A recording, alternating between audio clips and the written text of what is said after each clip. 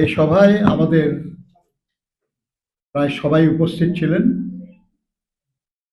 শুধু আমাদের সদস্য সচিব অ্যাডভোকেট রুহুল কবির রিজভী অসুস্থতার কারণে উপস্থিত হতে পারেন নাই। যারা উপস্থিত হয়েছিলেন তাদের অনেকেই এখন চলে গেছেন। আমাদের কিছু সহকর্মী এখানে আপনাদের সঙ্গে যিনি নিয়মিত সামনে নিয়ে আসতে চাই, ডক্টর মাহাদি আমিন। উনি হবেন আমাদের এই নির্বাচন পরিচালনা কমিটির স্পোক্স পার্সন। মাহাদি আমিন সাহেবকে আমি অনুরোধ করবো আসেন। আজকে প্রথম দিন বলেই আমি একটু আপনাদের সামনে দাঁড়িয়েছি, কিন্তু আসলে প্রতিনিয়ত যোগাযোগটা ওনার সাথেই হবে আপনাদের। এখানে আমাদের যে প্রধান সমন্বয়ক জনাব ইসমাইল জবিউল্লাহ সাহেব আছেন।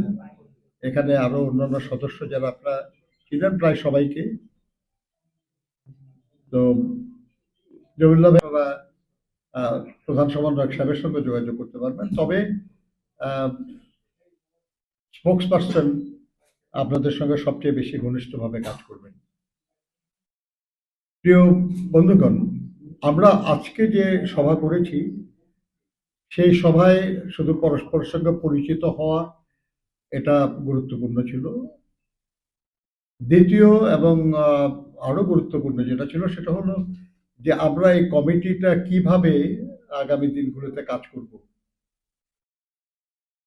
আমরা এই কমিটিতে এখানে যাদের দেখছেন এরা প্রায় সবাই কোনো না কোনো নির্দিষ্ট বিষয়ে টিম লিডার হিসেবে কাজ করবেন এবং এই টিম লিডারদের নেতৃত্বে ওই বিষয়ে প্রাসঙ্গিক বিষয়ে উপকমিটি গঠিত হবে। আমরা তাদেরকে অনুরোধ করেছি যে সেই উপকমিটিতে কারা থাকতে পারেন সেটার একটা প্রস্তাবনা আমাদের কাছে আগামী 2 দিনের মধ্যে দেওয়ার জন্য। এরপরে আমরা আলোচনা করে সেই উপকমিটিগুলি চূড়ান্ত করব এবং তারা কাজ আরো সক্রিয়ভাবে শুরু করবেন। আমরা অনেক বিষয়ে নির্বাচন সংশ্লিষ্ট অনেক বিষয়ে আলোচনা হয়েছে আমাদের। কিভাবে আমরা আমাদের প্রার্থীদেরকে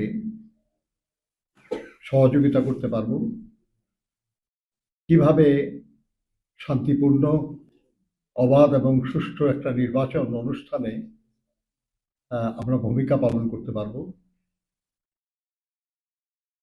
কিভাবে ভোটারদেরকে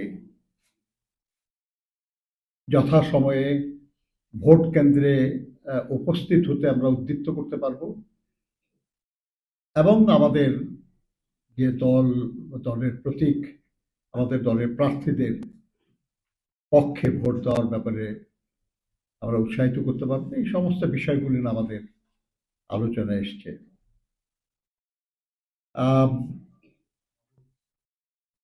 এবং এই বিষয়গুলি অ্যাড্রেস করার জন্য আমাদের যে উপকমিটিগুলি তারা তাদের সংশ্লিষ্ট বিষয়ে কাজ করবেন, আমাদের পরামর্শ দেবেন এবং আমাদের প্রার্থীদের সহযোগিতা করবেন। আমরা আমাদের যে অংশ সেটা আমাদের সহকর্মীরা আছেন তাদের সবাই নিয়ে সম্মিলিতভাবে আমরা সেটা পালন করার সিদ্ধান্ত নিয়েছি। আমরা আপনাদের সহযোগিতা চাই, কারণ আপনাদের সহযোগিতা ছাড়া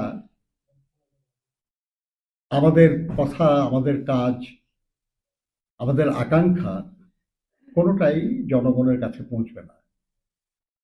আমরা আপনাদেরকে স্পষ্ট করে বলতে চাই,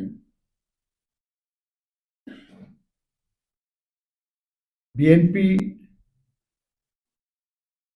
আমাদের নেতা জনাব তারেক রহমান সাহেব 17 বছর পরে দেশে ফিরে এক বিশাল গণসম্বর্ধনা অনুষ্ঠানে যে বক্তব্য রেখেছেন আপনারা শুনেছেন। সেটা বারবার তিনি শান্তির কথা বলেছেন, বারবার তিনি সমঝোতার কথা বলেছেন।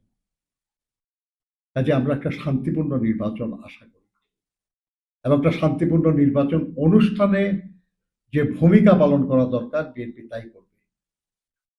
আর নির্বাচন পরিচালনা কমিটি সেই লক্ষ্যকে ধারণ করেই তার কাজ করবে। বিএনপি বরাবর অবাধ এবং সুষ্ঠু নির্বাচনের কথা বলেছে।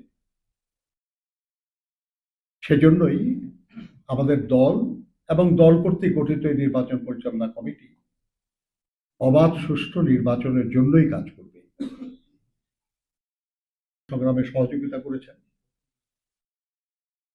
আমাদের কথা আপনারা জনগণের কাছে পৌঁছে দিয়েছেন, এখনো আপনারা সেটা করবেন বলে আমরা আশা করি।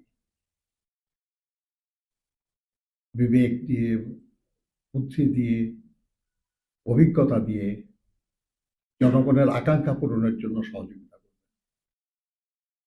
এদেশের মানুষ মহান মুক্তিযুদ্ধের মাধ্যমে স্বাধীনতা অর্জন করেছে, বারবার গণতন্ত্রের জন্য জীবন দিয়েছে। গুম হয়েছে, খুন হয়েছে, নিপীড়িত হয়েছে, নিগৃহীত হয়েছে, পালিয়ে বেরিয়েছে। আজকে তাদের সবার সামনে একটা চমৎকার সম্ভাবনার সুযোগ এসে এই সম্ভাবনাকে আমরা কাজে লাগাতে চাই।